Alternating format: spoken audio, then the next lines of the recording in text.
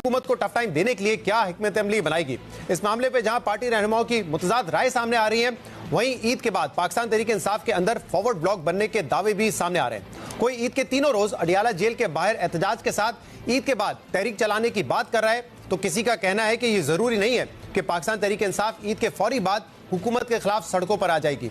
हुकूमत मुखालिफ तहरीक के हवाले से पाकिस्तान तहरीक इंसाफ की यह ख्वाहिश भी है कि किसी तरह JUFA को अपोजिशन इत्तेहाद का हिस्सा बनाया जाए, मगर वजीर आला खैबर पख्तूनख्वा अली अमीन गंडापुर के मौलाना फजल रहमान के खिलाफ मुसलसल बयानात इस इत्तेहाद की राह में रुकावटें खड़ी कर रहे हैं। कल एक इंटरव्यू में अली अमीन गंडापुर ने कहा कि उन्होंने सिक्योरिटी कमेटी के इजलास में मौलाना फजल रहमान से 2 सवालों के जवाब मांगे थे, जिनके जवाबात नहीं मिले। मौलाना फजल रहमान खुलकर वजाहत कर दें कि उनका मैंडेट किसने चोरी किया, जिस पर आज तर्जुमान JUFA असलम गौरी ने रद्द-ए-अमल देते हुए कहा है कि जब अपोजिशन इत्तेहाद बनने के करीब होता है तो साजिशी अनासिर अपना काम शुरू कर देते हैं। इसके अलावा अडियाला जेल इंतजामिया की जानिब से पाकिस्तान तहरीक इंसाफ रहनुमाओं की इमरान खान से मुलाकातें ना करवाने का मामला भी पार्टी के लिए एक मसला बना हुआ है और पार्टी रहनुमा इस्लामाबाद हाई कोर्ट के अहकामात के बावजूद मुलाकातें ना कराने के मामले को तौहीने अदालत करार दे रहे हैं। पाकिस्तान तहरीक इंसाफ इस मामले पर कैसे आगे बढ़ेगी, इस समेत दीगर मामलों पर हम बात करेंगे, जिसके लिए हमें ज्वाइन किया है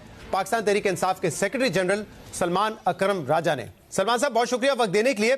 इस हफ्ते इस्लामाबाद हाई कोर्ट का यह ऑर्डर आ गया था कि लॉयर्स, PTI के मेंबरान और फैमिली जो है इमरान खान से हफ्ते में 2 मुलाकातें कर सकती हैं। आपने इस्लामाबाद हाई कोर्ट को एफिडेविट भी दे दिया था कि जेल प्रेमिसेस के बाहर आप लोग बयानात नहीं देंगे, लेकिन इसके बावजूद ना जुमेरात को मुलाकात हो सकी, ना मंगल को मुलाकात हुई थी। अब अगला लाइमल क्या होगा आपकी पार्टी का? देखिए, एफिडेविट नहीं दिया था, लेकिन बहरहाल अदालत में एक बात हुई थी। वो क्या हुई थी उसकी वजाहत तो हो जाएगी, लेकिन अहम बात यह है कि अदालत के फैसले को बिल्कुल नजरअंदाज किया गया है। ये बदतरीन तौहीन अदालत है। अब ये मामला इस्लामाबाद हाई कोर्ट के अहाते में है कि वो अपने फैसले पर अमल करा सकते हैं या नहीं करा सकते, या ये मुल्क बिल्कुल अब आइन और कानून से मुबर्रा हो गया है। यहाँ पे अदालत की कोई वक़्त नहीं है। ये बात अब अदालत ने तय करनी है।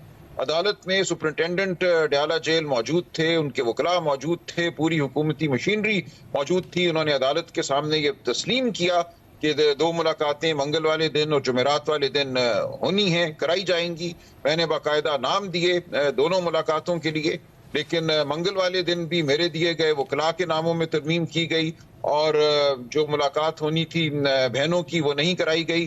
जुमेरात वाले दिन यकसर मुलाकात नहीं कराई गई।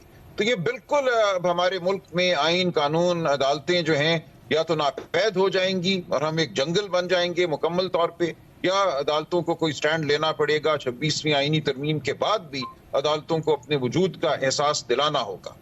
और वजह क्या